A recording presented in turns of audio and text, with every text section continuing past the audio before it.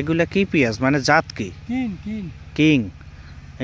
মানে এগুলার হচ্ছে কি আপনার গ্রোথ? বাড়ি ওইদিকে ছিল, বরাট ছিল, বরাট। হুম হুম, তাই না?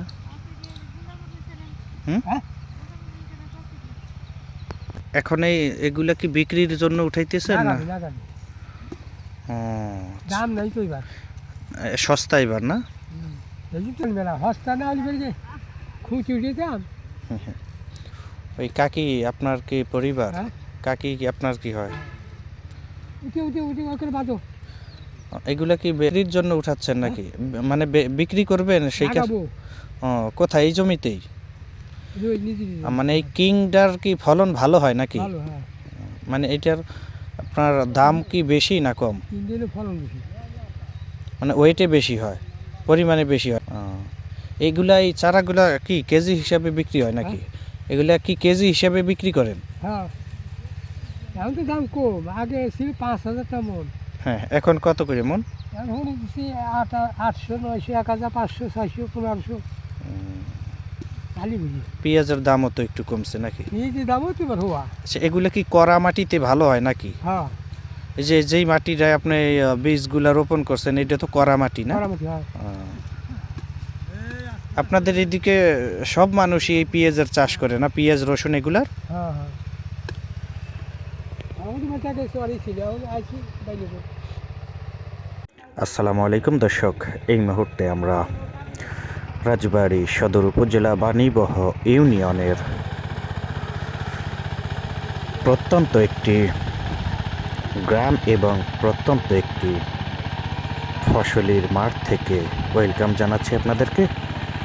শীতের সময় আসলে ফসলি জমিগুলোতে ফুটে থাকে অসাধারণ সরিষা ক্ষেত এবং তার আশেপাশে কিন্তু অসংখ্য ফসলি জমিতে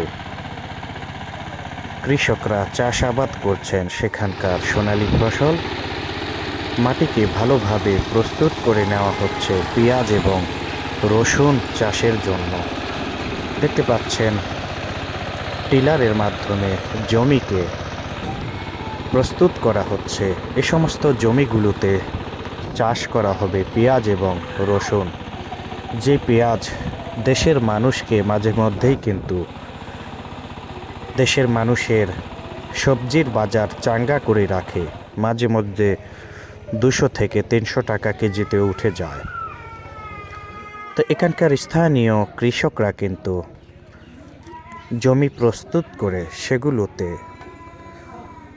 শুরু করেছে রোপণের কাজ। মাঠকে মাঠ জুড়ে কৃষকদের বিচরণ, কৃষকরা রোপণের কাজে ব্যস্ত রয়েছে। পেঁয়াজ এবং রসুন যেদিকেই দু চোখ যায় সেদিকেই মাঠ জুড়ে শুধু কেবলই কৃষক আর কৃষক। লাইন ধরে টেনে যাচ্ছেন কৃষক, এক পাশ দিয়ে লাইন করে লাইন টেনে যাচ্ছেন অন্য পাশ দিয়ে সেখানকার কৃষকরা রোপণ করে আসছেন পেঁয়াজ এবং রসুনের চারাগুলো। আসলে যখনই আপনি মাঠে আসবেন এখানকার অপরূপ সৌন্দর্য কেড়ে নেবে আপনার দুটি নয়ন। গ্রামের এই দৃশ্যগুলো আসলে সত্যি দারুণ দেখার মতো দৃশ্য। আপনাদের সঙ্গে যুক্ত হয়েছি রাজবাড়ী জেলার